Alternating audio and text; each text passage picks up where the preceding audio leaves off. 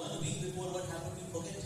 But even after 40, 50 years, you see all these memories are so fresh in Prabhuji's heart.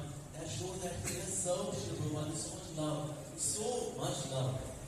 So to have darshan of such a Prabhuji, that's a blessing indeed.